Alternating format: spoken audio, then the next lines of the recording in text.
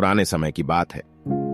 एक नगर में रहने वाला दिनेश नाम का एक लड़का अपनी जिंदगी से बहुत निराश था।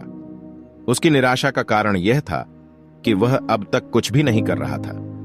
उसके मां बाप उसे ताने मारते थे कि तेरे सारे मित्र कुछ ना कुछ कर रहे हैं, लेकिन तू अभी भी घर में ही बैठा हुआ है। मित्रों के बीच भी अक्सर उसका मजाक ही बनता था। वह कहीं जाता तो लोग उससे पूछते कि क्या कर रहे हो।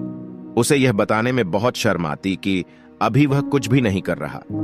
धीरे धीरे उसने रिश्तेदारों के यहां जाना और लोगों से मिलना जुलना कम कर दिया। वह ज्यादातर समय अपने घर में ही बैठा रहता।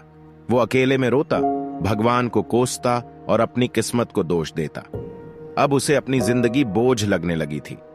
कभी कभी वह सोचता कि जब वो कुछ करने के लायक ही नहीं है तो फिर उसके जिंदा रहने का भी क्या फायदा, उसे तो मर जाना चाहिए। मैं जिंदगी में क्यों ही आया हूं?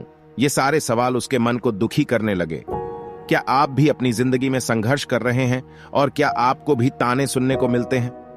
यदि आपके मन में भी ऐसे ही सवाल आते हैं और आपको इन सब सवालों के जवाब चाहिए तो आप इस कहानी को पूरा सुनिए, जिसके बाद आपको सभी सवालों के जवाब मिल जाएंगे। साथ ही साथ आप नीचे कमेंट बॉक्स में कमेंट करके अपनी दुविधाओं के बारे में बता सकते हैं, ताकि आपका मन थोड़ा हल्का हो और लोग भी आपकी किसी न किसी तरह से मदद जरूर करेंगे। इसीलिए कमेंट करना ना भूलें। चलिए कहानी पर दोबारा आते हैं। एक दिन दिनेश अपने नगर की एक सड़क से गुजर रहा था। तभी उसने देखा कि एक गुरु प्रवचन दे रहे हैं। वह भी वही लोगों के संग पीछे बैठ गया और गुरु के प्रवचन सुनने लगा। गुरु बोल रहे थे कि दुख एक गुरु की भांति होता है, जो हमें जीवन की सच्चाई दिखाता है और हमें सही से जीवन जीने का तरीका सिखाता है। आप चाहें तो अपने दुख रूपी गुरु से जीवन जीना भी सीख सकते हैं और चाहे तो उसे दुख में डूबकर बैठकर रो भी सकते हैं। दिनेश भी गुरु की ये सारी बातें ध्यान से सुन रहा था, लेकिन उसे गुरु की यह बातें सही नहीं लगी। उसने खड़े होकर कहा, दुख कुछ भी सिखा कर नहीं जाता, सिर्फ पीड़ा देकर जाता है। दुख की पीड़ा अनंत होती है। ऐसा लगता है इसके बाद कुछ भी नहीं होने वाला, कुछ भी नहीं मिलने वाला। मृत्यु भी उसके सामने ही छोटी लगने लगती है। गुरु ने कहा, आखिर क्या दुख है तुम्हें? तब दिनेश ने अपना सारा दुख गुरु के समक्ष कह सुनाया और पूछा, क्या आपके पास मेरे इस दुख का कोई समाधान है? यह सुन गुरु मुस्कुराए और बोले, जिस दिन तुम्हारे जीवन में सच्चा दुख आए उस दिन मेरे पास आना, मैं तुम्हारे दुख का समाधान अवश्य करूंगा। इतना कहकर गुरु वहां से चले गए। दिनेश ने सोचा, क्या मेरा दुख सच्चा नहीं है? क्या जिस दुख से मैं गुजर रहा हूं यह छोटा है? कोई भी मेरे दुख को नहीं समझ सकता। जब मां बाप नहीं समझ पाए तो गुरु क्या समझेंगे? अपने दुखों से परेशान होकर दिनेश ने एक निर्णय लिया कि अब वह कुछ करके दिखाएगा। उसने एक छोटा सा व्यापार शुरू किया, लेकिन उसमें उसे सफलता नहीं मिल रही थी। पर उसके घर वाले खुश थे कि वह कुछ तो प्रयास कर रहा है। वह अपने व्यापार में जुटा रहा और उसे धीरे धीरे सफलता भी मिलने लगी। फिर उसने रफ्तार पकड़ ली और सिर्फ 3 साल के अंदर ही वह एक बड़ा व्यापारी बन गया। अब दिनेश के चारों तरफ ऐसे बहुत से लोग थे जो उसे पसंद करते थे, उसके काम की प्रशंसा करती थी। अब उसके घर वाले भी उसकी प्रशंसा करते नहीं थकते थे। दिन प्रतिदिन उसके मित्रों की संख्या बढ़ती जा रही थी। अब वो अपनी जिंदगी से बहुत ही खुश था।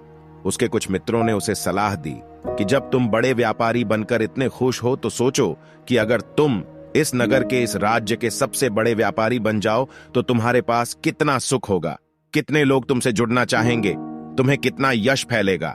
स्वयं राजा भी तुमसे मित्रता करना चाहेंगे और जरूरत होने पर तुमसे ही धन उधार लेंगे। मित्रों की इस बात ने दिनेश के मन में अलग छाप दे दी। अब उसने और भी धन कमाने का प्रयास शुरू कर दिया, लेकिन उसे यह सब कुछ बहुत ही जल्दी चाहिए था। वह सब कुछ प्राप्त करने में अपना ज्यादा समय बर्बाद नहीं करना चाहता था। इसलिए उसने ऐसे भी कार्य करने शुरू कर दिए जो उचित नहीं थे। उसने बड़ी मात्रा में अपने मित्रों से धन उधार लेना शुरू कर दिया। ज्यादा मुनाफा कमाने के लालच में अपने सामान में मिलावट करने लगा। उसने दूसरे व्यापारियों के खिलाफ षड्यंत्र भी रचे। जैसा जैसा उसके मित्र उससे कहते गए, मैं वही करता गया। वहीं इन तरीकों से ज्यादा धन तो कमा रहा था, लेकिन अब उसके जीवन में सुकून नहीं रह गया था। उसके मन की शांति गायब हो गई थी। उसे रातों में नींद नहीं आती थी। सुख साधन की सारी वस्तुएं होने के बाद भी उसे किसी में सुख नहीं मिल रहा था। एक दिन दिनेश अपनी बग्गी में सवार होकर कहीं जा रहा था। तभी रास्ते में उसे गुरु का आश्रम दिखा। वह रुक गया।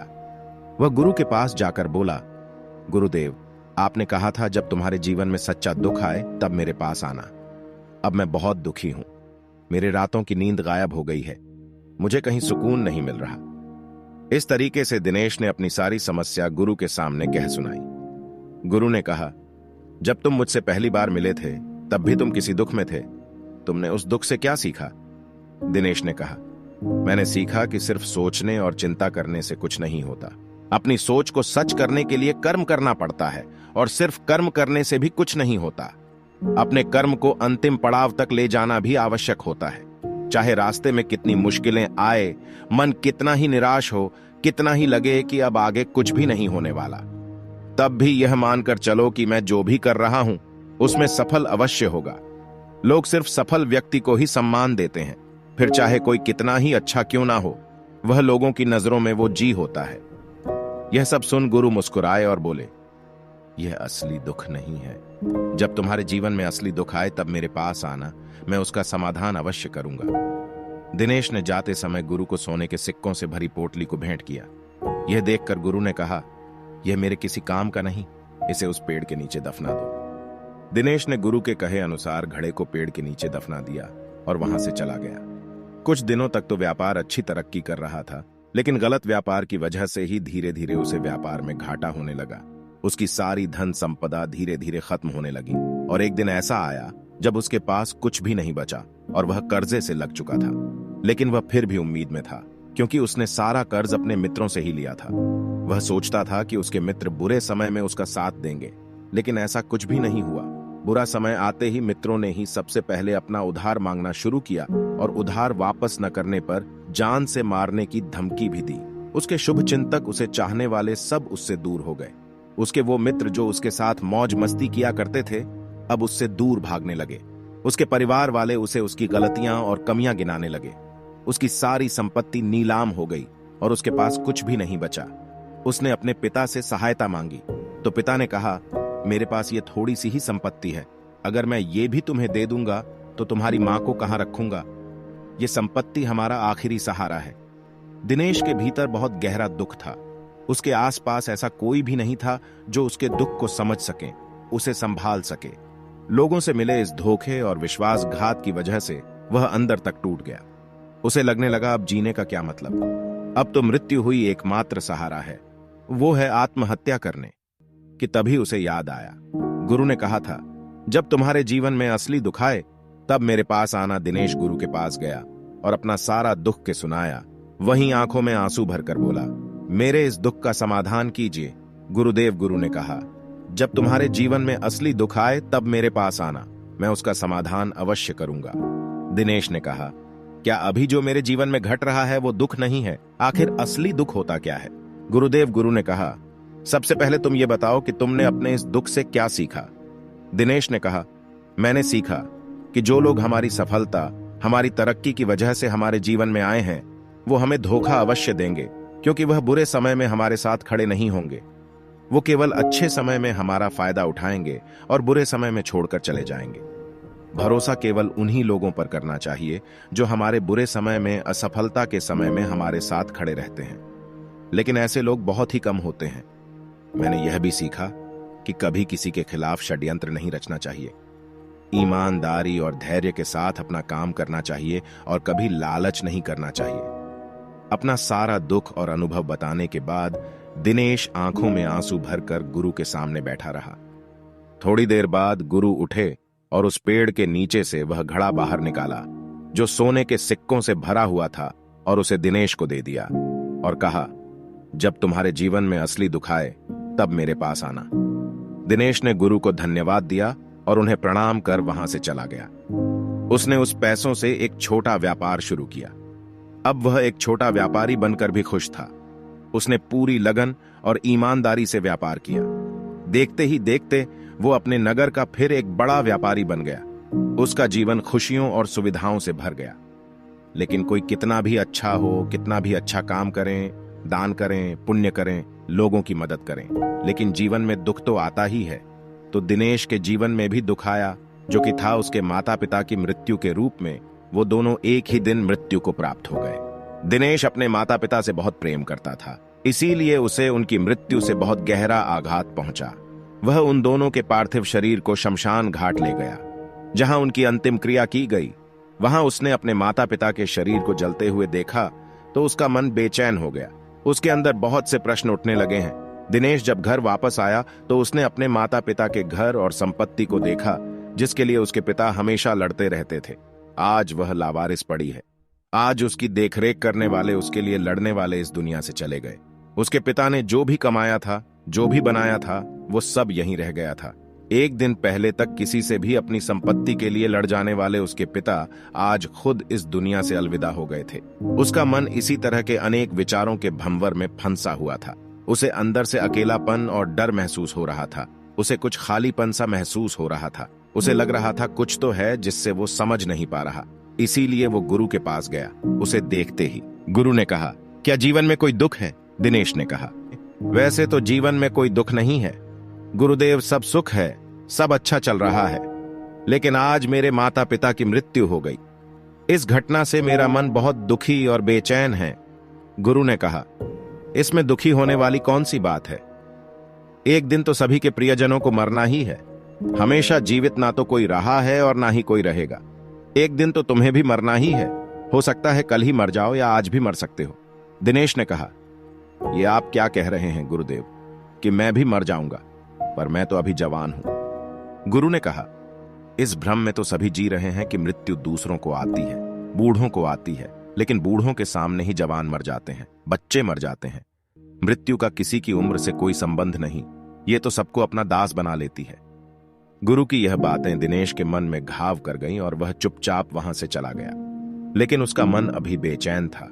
वह पूरे दिन अपने बारे में सोचता रहता कि वह कौन है, इस दुनिया में क्यों आया है। क्या सिर्फ चीजों का उपभोग करना और मरना ही जीवन का लक्ष्य है? ऐसे ही बहुत से प्रश्न उसके मन में लगातार उठ रहे थे, लेकिन उसे अपने किसी भी प्रश्न का उत्तर नहीं मिल पा रहा था और उसका दुख दिन प्रतिदिन बढ़ता जा रहा था।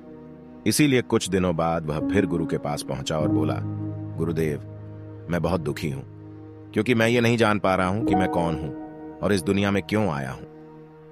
यह सुन गुरु मुस्कुराए और बोले, आज पहली बार तुम्हारे जीवन में सच्चा दुख पैदा हुआ है। वास्तव में यही है जो दुख कहलाने के लायक है, कि हमें पता नहीं कि हम कौन हैं, क्यों आए हैं, क्या करना है, कैसे करना है। दिनेश ने कहा, गुरुदेव, मेरे इस दुख का समाधान कीजिए। गुरु ने कहा, हम सभी इंसान जीवन भर क्या करते रहते हैं? दिनेश ने कहा, हम सभी इंसान जीवन भर धन, संपत्ति, मान, सम्मान, परिवार, मित्र, शत्रु, पद, प्रतिष्ठा इत्यादि इकट्ठा करते रहते हैं। गुरु ने कहा, क्या इन इकट्ठा की हुई सभी चीजों में से एक भी चीज को अपने साथ ले जा सकते हैं? दिनेश ने कहा, नहीं गुरुदेव, इनमें से कुछ भी साथ नहीं जाता। मेरे माता पिता के साथ भी कुछ नहीं गया, सब तो यही छूट गया, परिवार, संपत्ति, सब कुछ। गुरु ने कहा, अब मेरी बातों को ध्यान से सुनना। इस दुनिया में हमें जो इकट्ठा करना चाहिए वो तो हम कभी इकट्ठा करते ही नहीं। चीजें हमारे सामने ही होती हैं, लेकिन हम उन्हें देखने का प्रयास ही नहीं करते। इस दुनिया में हमें जिस चीज को इकट्ठा करना है वो हम खुद हैं। हमें खुद को ही इकट्ठा करना है, ताकि जब मृत्यु हो तो हम एक हो सके और स्वयं को पहचान सकें। हम भीतर से बंटे हुए हैं।